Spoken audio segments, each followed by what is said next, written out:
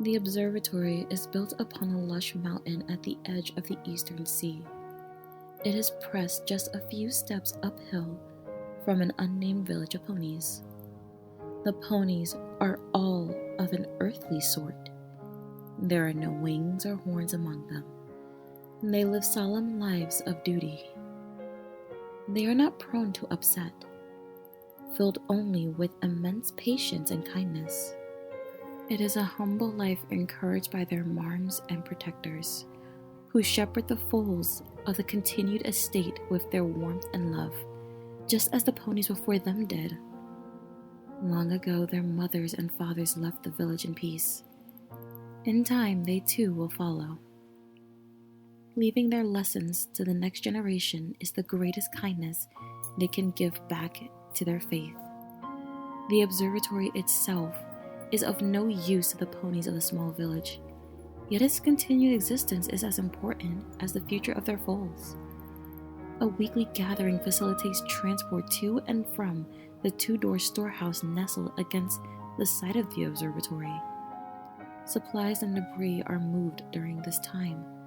At night, the torches laying up the path from the village are snuffed out by mouth or cloth. In storms, the ponies stay to their homes and emerge knowing the observatory is no more weathered than their rain-soaked cottages.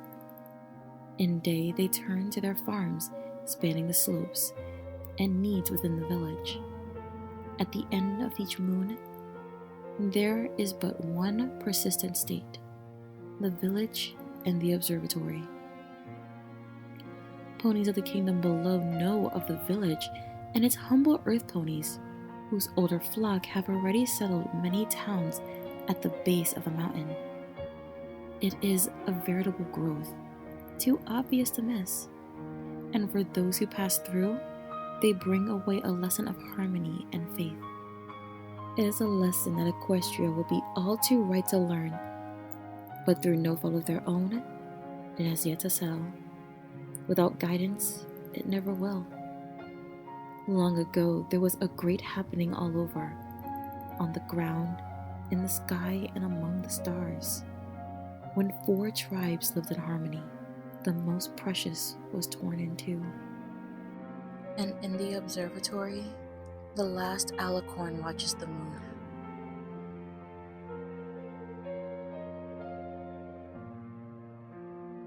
Once the alicorn led the herds of Equestria into the warmth of a new age.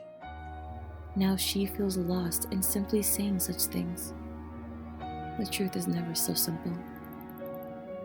More often than she ever wishes to, she thinks beyond her post, down below and outside the observatory, where the ponies of the earthly village teeter up and down the trodden path, toiling by day, sleeping through night. These earth ponies who took their bands and indentured themselves into an eternity of purpose. For her, the ponies who forewent their instincts for the sake of chasing the alicorn, and in turn allowed time to sweep away their knowledge of the true exile. For her, the village watches the observatory and the alicorn alone, and the alicorn watches the moon, and the village misled. She once entered this solitude as penance. Now, she willingly allows faith from the village founded for her care. Years of selfishness clamor about in her broken heart, and it takes every ounce of strength to not lash out at once so devoted to her care, because such carelessness led her here. It is not the answer. Tears go unseen as the villagers snuff torches leading out of the day's light.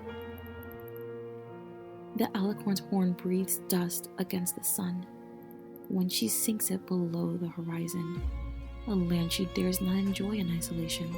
Her magic glances against the moon next, and 1,000 times endured sob breaks against her being with a scathing grace of an obsidian spearhead. When she raises the moon, she knows the world will sleep, and so long as the world stays asleep in the night, the world is unjust.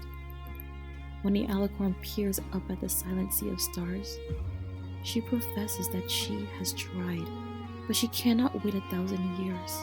She quietly asks if she will ever earn forgiveness. She has asked night after night to no reply. Nothing ever happens. Nothing ever will. Not while she watches. Not while she waits. If there is to be a future for ponies, she cannot allow the past to shred itself against her need for absolution.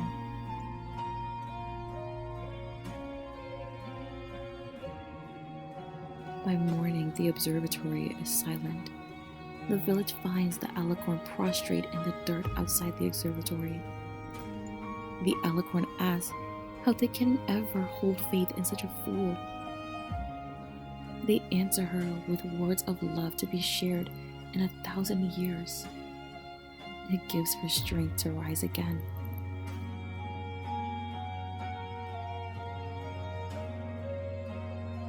There is joy in the eyes of all ponies when she appears. The princess's raised head avoids their eyes. Her single-seated chariot is as white as her coat, and her new honor guard resplendent in glittering gold armor. A swath of envoys plucked from all over Equestria enthusiastically bow. Eventually, she enters the castle she's told they've built for her. When she arrives at the throne room, the princess stops, and the procession with her. No pony dares raise a word of worry or complaint against her. They look at the marble throne, well carved, for her. The princess's barrel rises and falls in moments as long as the centuries she's been gone. Her wings twitch with a fool's doubt. Silence. Then, having shared eternity, the princess airily weaves a decree, her first in half a millennia. Weary hearts give way to notes of relief. Hints of confusion dot the hall, but servants restrain themselves. The task, while seemingly arbitrary, is far from impossible. It will just take time. The princess waits. Her face bears a village of patience. A slab of stone was brought forth. Carvers take to work. Jewelers follow. And eventually, a second throne joins the first. And when the little ponies have stepped away, she breathes. Only then does Celestia move on. Thank you for listening, every pony.